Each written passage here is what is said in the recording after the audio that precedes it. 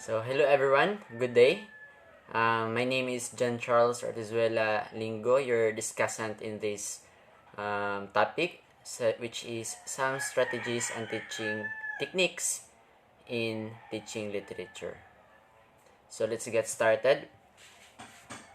In this topic, there are 6 approaches in teaching literature. The first one is language-based approach, the paraphrastic approach, information-based approach, and personal response approach.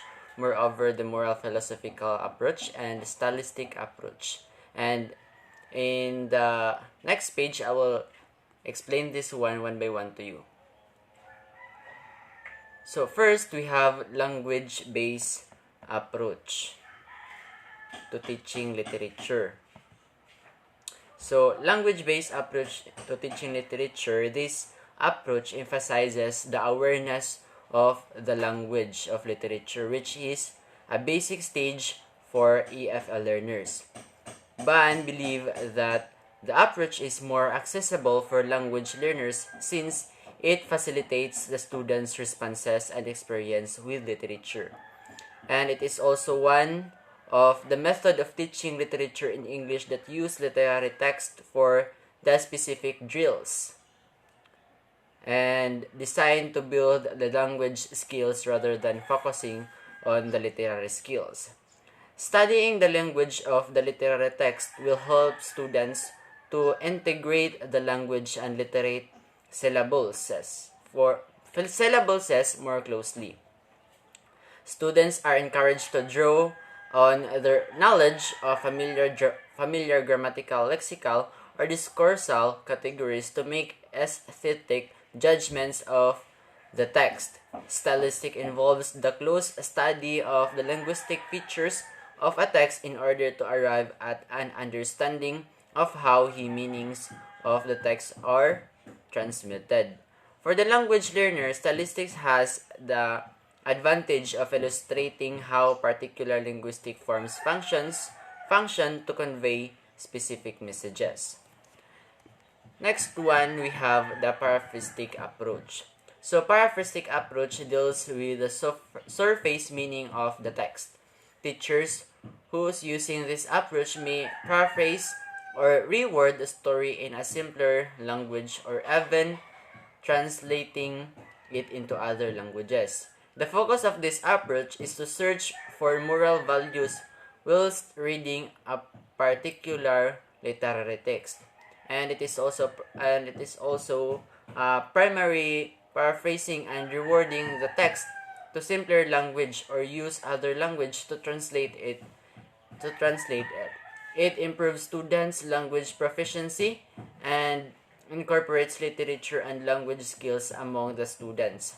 Per Dillon and Morgan, 2014. So, it is to make the word more easier and more understandable, and it is more efficient for in this approach. So the next, we have information-based approach. Information-based approach gives knowledge and information to students. Per Thaneth 2011. It is teacher-centered and demands a lot of teachers' input in giving students various contents of literary texts like in historical, political, cultural, and social background. In this approach, it is important to teach learners literary rules and meta-language and increase the ability of learners to use these terms and ideas in writing about speech and literature. This approach is a method for teaching literature about literature as a tool of for literary students. So, a personal response generally involves several details that analyze, interpret, and make connections to the text that was read. It focuses on a given text and the reader's interpretation of it, but it may also include strategies a reader uses to comprehend and interpret the text. And next one, we have the personal response. A personal response to literature or a reading journal is an information analysis of a text. In some cases, you may also be asked to connect your understanding of the text to your own personal experience, another text, or a world event. It is important for re-response theory, or RRT, is one of the literary criticism theories in which the readers can involve their personal opinions, feelings, and background knowledge to create meaning of the text. Moreover, RRT helps to the students' reading comprehension by giving response of what they read. And next one, we have moral philosophical approach. So in this approach, it is defined as an approach that suggests that the larger purpose of literature is to teach morality and to probe philosophical questions. In the words of Samuel Johnson, it is believed that authors intend to instruct an audience in some way. So, moral philosophy empowers us through its method and substance to reflect upon and talk about challenging moral issues. Studying ethics can even propel a personal journey where we learn about ourselves and the way we think. We might even learn that others think in different ways. Next is the stylistic approach. So stylistic approach teaches students how to look for and interpret stylistic dimensions of a text. Students are made to learn how what is said and how meanings are made. So stylistic is an instrumental in generating sensitivity in students by analyzing feature of a text. These aims are helpful for students to read and study literature with excellent language practice. In literary studies, stylistic analysis is usually made for the purpose of analyzing quality and meaning of a text. Why are teaching approaches important?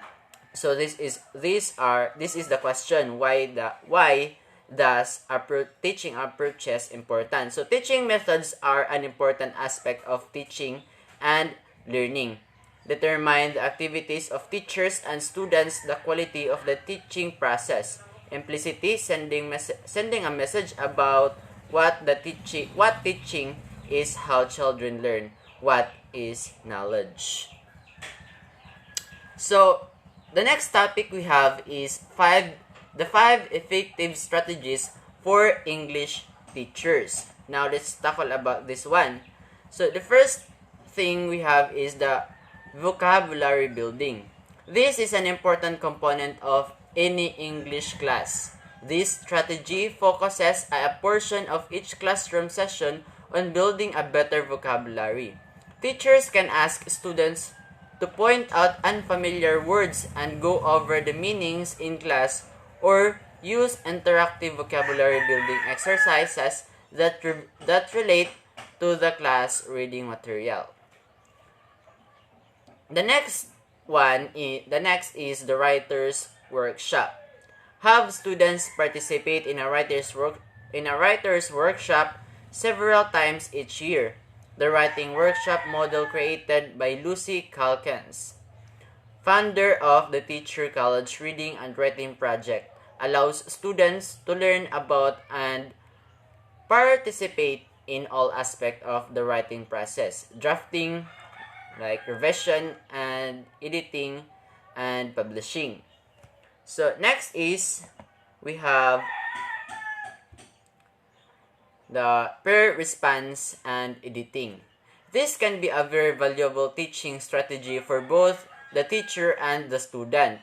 And there are many peer response strategies to try in class. Students get a chance to think critically about others' writing and see the result their classmates got from a writing assignment. In addition, teachers can observe how different students learn, and what strategies might work better in the future. So next is we have the cooperative learning. This learning strategy is useful for English teachers who incorporate literature into their classroom. Cooperative learning requires students to discuss a piece of literature in small groups. By allowing the students to engage in meaningful discussion, they begin to learn to analyze literature and participate in an educational process that they will find more interesting than a general lecture on a chapter in a book. The next one is we have the student chosen text. Yes, this is allowing students to choose their own reading materials is a strategy that literacy specialists recommend as a way to develop lifelong readers. Students are given a choice of literature from an age and reading level appreciate book collection.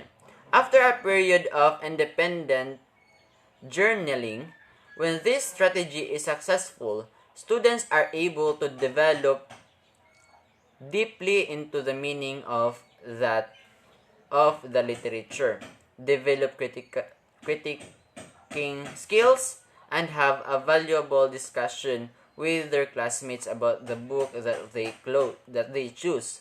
Teachers who use this strategy finds that it can lead to a classroom that is engaged with literature. So, depending on the grade level taught and the type of material assigned based on the curriculum plan, English teachers will have to try one or more of the above strategies to make their classroom work. The same strategy may not work from year to year, and teachers may find that while one strategy works for one teacher, it does not work in their classroom. English teachers who are flexible and willing to experiment with teaching strategies are sure to find a winning formula. So next is the 12 strategies for teaching literature in the 21st century. So the first one we have is the use of combination of media, classic and modern together, leveraging one against the other, music, video streams, short videos like TikTok, and also Kumu, video games, plays, poems, films, posters, poems, essays, novels, podcasts, and etc. Number 2 is have students analyze diverse media forms for their strengths and weaknesses and involve both classic and digital forms. And the third one is have students turn essays into videos, into podcasts, into letters, into simply coded games, into poems, into apps. So, number 4, allow students to choose media while you choose them and or academic and quality standards. So number 5, this is when designing units, choose the media first, then the standards, and yes, this likely goes against what you were taught, but give it a try. Insist all students' work levels the classroom and is published, then design units accordingly. Use rough means role, audience, format, and topic or tone or theme. Then have them revise media in response to new rules, audiences, formats or topics, tones, or themes. Martin Luther King, I have a dream speech in a new format or video or to a new audience. Modern hip-hop artist or with a new tone, angry. Students are experimenting with media design, which is exactly what authors do. Oh, I'm so sorry. So number 8, use thematic thematic focus to design units. Assessments. Project-based learning. Whatever activity students touch, one of the hallmark characteristics of classic literature is that it endures. This is in part due to the timeliness of the human condition. Love lost, coming of age, overcoming obstacles, civil rights, identity, and more are all at the core of the greatest of literary works. So the ability to the text to nail these conditions give them their ability to endure. So teach through that the author. Example, Shakespeare or media form. A play may not seem relevant to a student, and that's okay. The author chose that form based on prevailing local technology. Help them focus on what is being said and why and how. The number 9 is use tools for digital text annotation on PDFs, note sharing, and more to help students mark text, document questions and insights, and revisit thinking or collaborate with others during the reading of classic text. So these are the next one is number 10 to 12. It creates social media based reading clubs, establish a hashtag that anchors year-long discussion of certain themes of text or whatever other category or topic that makes sense for your curriculum. Have students create and produce an ongoing podcast or YouTube channel on, as above, relevant themes, authors, text, and etc. So number 12 we have is connect the old with the new in authentic ways to center the knowledge demands of modern readers. The next topic we have is some strategies and techniques. Number 1 is using the title and cover design. So the teacher motivates the students by showing them an interesting or intriguing cover design of a novel. Students are asked to guess or infer what the book is about, the title, and the cover design.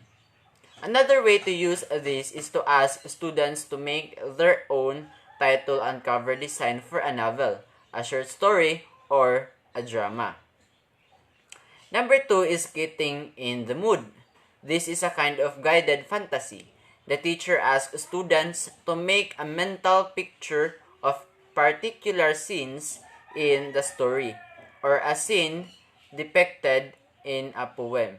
Then, the cast is invited to inhabit the scene in their minds. Once they have done this, students are asked what they felt, saw, and etc.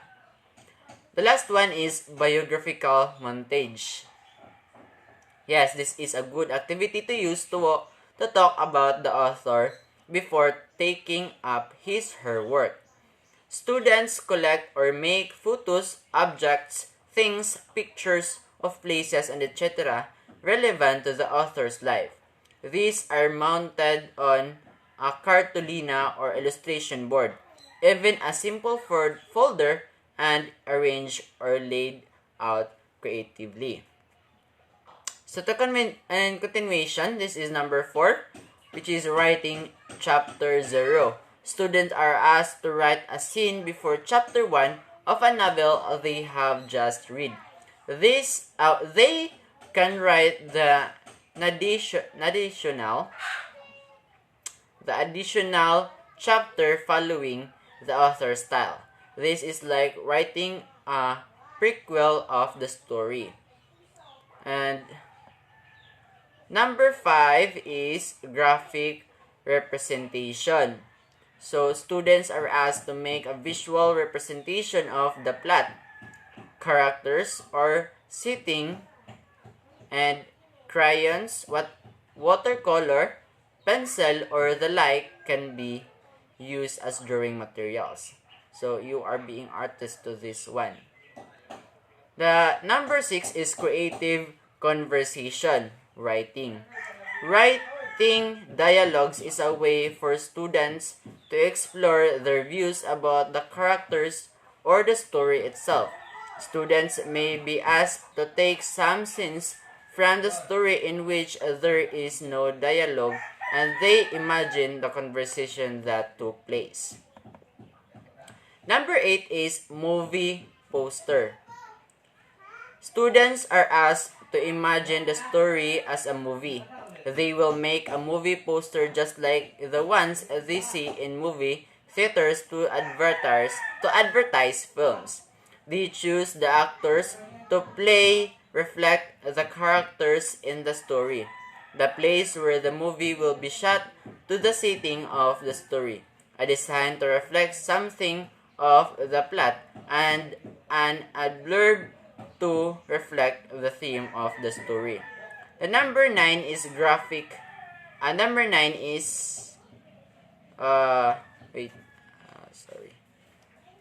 Number 9 is the movie trailer.